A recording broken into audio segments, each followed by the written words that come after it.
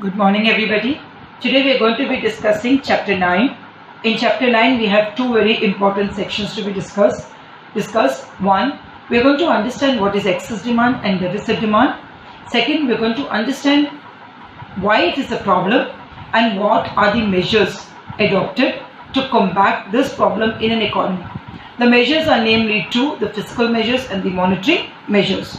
Children, if you can understand one, that is excess demand, very well, then remember deficit demand is just the opposite of it. As the definition goes, what is excess demand? Excess demand is basically a situation where aggregate demand is more than aggregate supply at a full employment level of output. This line is very important. At a full employment level of output, which means when all your resources are fully and efficiently utilized. Optimum output, इससे ज़्यादा output नहीं हो सकती, उस situation को हम access demand कहते हैं. If you look at this diagram very carefully, I am going to explain this diagram to you. You very well know this is your aggregate supply curve or your income curve. You know this is your aggregate demand AD, which is C plus I, right? So this is your equilibrium E. At E, what is happening at E? At E, there is full employment, which means as much as demand, that much is the output. You cannot increase the output beyond this. There is no situation of involuntary or voluntary unemployment, right? It's full employment. Let us say in the economy, for any reason X, Y, Z, the aggregate demand increases. Aggregate demand would increase if probably your investment level increases. So it is C plus I plus delta I. When your aggregate demand increases, if you look here, the demand required, this is your new aggregate demand curve, dotted line. The aggregate demand required at full employment is EM, but then the actual aggregate demand is FM. So that means FE is the aggregate demand which is excess of what is required at full employment. Now here you cannot increase the output. Why? Because it is full employment. You cannot increase the national income. So this particular FE is termed as excess demand. This excess demand gives rise to an inflationary gap. Why? Because the output is sold at a higher price. That higher price situation is called the inflation. Now new equilibrium is formed here. This is an over full employment equilibrium. Children, remember here the national income or the output actually does not increase. Real output, real national income does not increase. Only nominal output and nominal national income increases. So always remember this triangle here is your inflationary gap. So what is inflationary gap? It is a difference between the aggregate demand, actual aggregate demand, and the aggregate demand required at full employment. The big question arises that why is there a situation of excess demand in an economy? It is one, because there is an increase in the propensity to consume. People have started spending more. Consumption expenditure बढ़ गया. जितना consumption expenditure बढ़ जाएगा, उतनी aggregate demand बढ़ जाएगी. There is a reduction in taxes, because of which what happened to the disposable income of the people? It has increased. They have more money to spend. There is an increase in government expenditure. सरकार खर्चा कर रही है, resulting in increased aggregate demand. There is an increase in investment. People are investing more. Maybe the rate of interest has lowered, and because of which people are investing in more projects, and because of which the aggregate demand has increased. There is a fall in imports.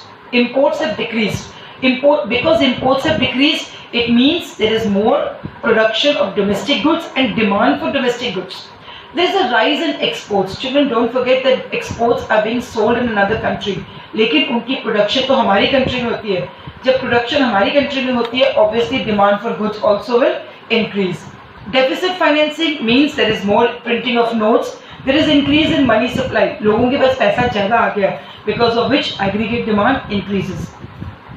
Children, हम कहते हैं कि excess demand very good, demand बढ़ गई, but on the contrary, it's not very good for a very long period. Why? Because there is inflation. The prices of commodities increase unnecessarily, right? Now, what is the impact of excess demand in an economy? One, there is no impact on output. ये तीनों बहुत important है. there is no impact on the output. Why? Because even if output has increased, it is nominal. Your capacity of resources are fully utilized. There is no effect on employment. Why? Because it is full employment. But there may be some scope somewhere of voluntary unemployment to increase.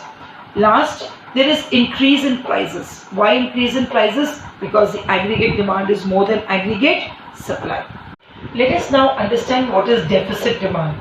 As the name goes, deficit means demand kam hai. So it is a situation where aggregate demand is less than aggregate supply at full employment level of output in an economy.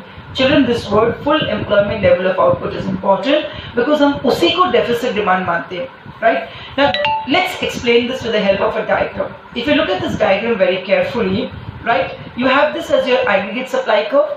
This you have as your normal aggregate demand. E is full employment equilibrium, right? AD is equal to C plus I. लेकिन what is happening in the economy? ये आ गया तुम्हारा aggregate demand, right? ये तुम्हारा actual aggregate demand है, this dotted line, which is below than the normal aggregate demand line. Why? Because maybe the investments have reduced. We're going to understand the reasons. So it is C plus I minus delta I.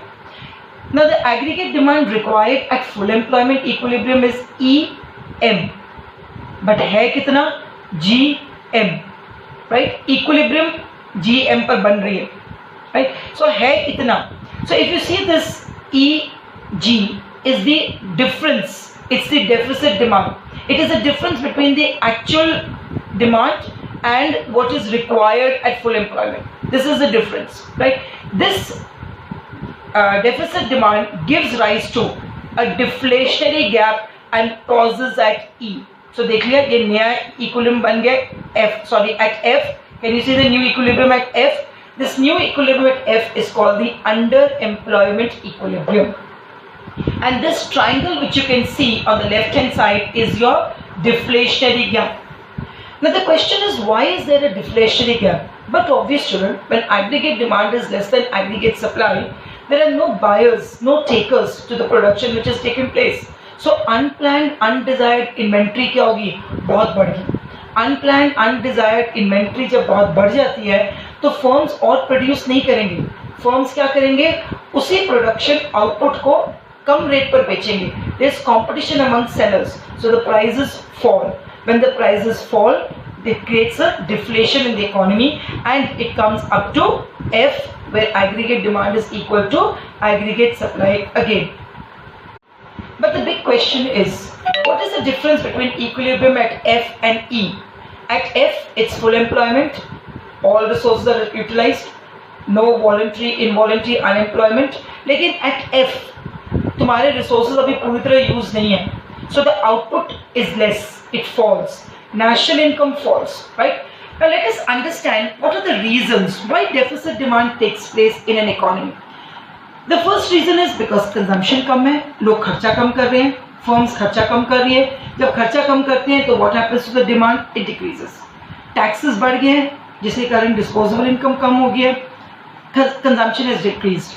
The government has curtailed its expenditure. The government is not spending, not creating aggregate demand. There is a fall in investment expenditure. Probably the bank rate has increased, probably the repo rate has increased, because of which the investment expenditure is less. Aggregate demand is less. There is increase in imports. The imports probably have become cheaper. So people prefer to buy goods from abroad at a higher rate, in a higher quantity. There is a fall in the exports. When the exports fall, there is no production within the country. Hence, there is a decrease in the aggregate demand. We need to understand very importantly what is the impact of deficit demand in the economy. सबसे पहले output. When there is a situation of deficit demand, demand is less. There is an increase in unplanned, undesired stock. The firms will not produce further. They will reduce production, जिसके कारण output will also fall. Second, employment. Definitely, if firms output has decreased, आजकल क्या हो रहा है? It is a situation of deficit demand. There is no production.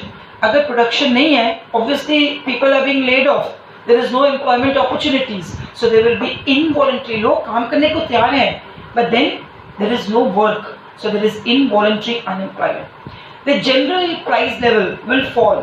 क्यों? क्योंकि demand ही नहीं है, सप्लाई तो है मतलब हो सकती है, and because of which prices will fall in an economy. Children, let me tell you one thing. Both excess demand and deficit demand are not very healthy situations for any economy in the long run. In order to stabilize these situations, the economy has to take some decisions, some measures to control, to combat excess and deficit demand.